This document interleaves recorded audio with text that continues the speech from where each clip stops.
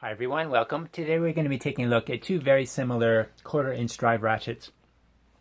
The ratchet here on the top is the Tekton 6-inch 1/4 inch drive ratchet. The ratchet here on the bottom is the GearWrench long handle 1/4 inch drive ratchet. The Tekton was about $15 on Amazon. The GearWrench was about $22.50, so it's about 50% more than the ratchet on the top. The lengths are pretty comparable. The Tekton is 6.5 inches long. The GearWrench is about 6 and 7/8 inches long. So they're only about 1/2 inch difference in length, almost the same. The thickness of the heads is very similar. The Tekton is the head thickness is slightly greater, but they're both right around 3/8 of an inch, so well under 1/2 inch. Let me show the back side of the ratchets. The Tekton has no markings on the head. The GearWrench is stamped with 84 teeth, and it has on and off position markings on the switch. The switches are very similar. They feel about the same. Overall, the ratchets are very similar. There's a difference in the construction, though. The Tekton uses 2 T5 Torx screws to secure the cover plate, and the GearWrench uses a circlip. A circlip is actually a superior method of fastening cover plates because it's stronger, and also you can't lose the screws, whereas these screws might back out sometime. Also, the T5 head on the fastener is very small, and you might have trouble finding a T5 drive. The weight, the Tekton here, even though it's shorter, is actually slightly heavier at 5.0 ounces. The GearWrench weighs 4.5 ounces.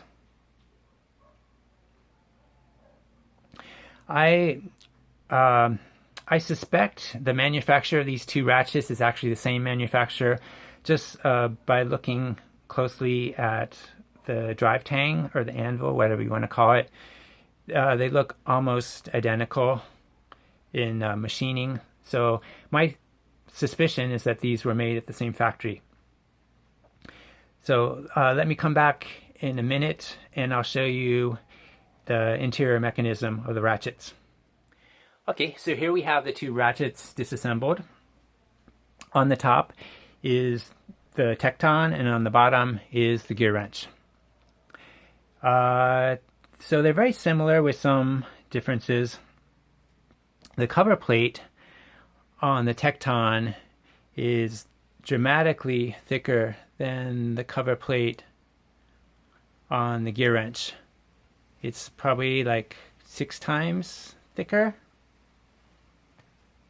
So like I said, the Tekton has 2 T5 Torx screws, and the GearWrench uses a circlip, which I think is superior. The pawl on the GearWrench is longer, maybe about 30% longer, and it has more mass. The anvil on the GearWrench feels like it has an O-ring around the top of the anvil to seal it to the cover plate. There doesn't appear to be any O-ring on the Tekton.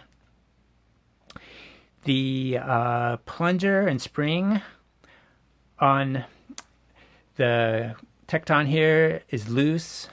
On the GearWrench, it appears to be captive in the switch. So that's another difference. But overall, the mechanisms work basically the same. They feel pretty much the same in use. And they're both very inexpensive ratchets.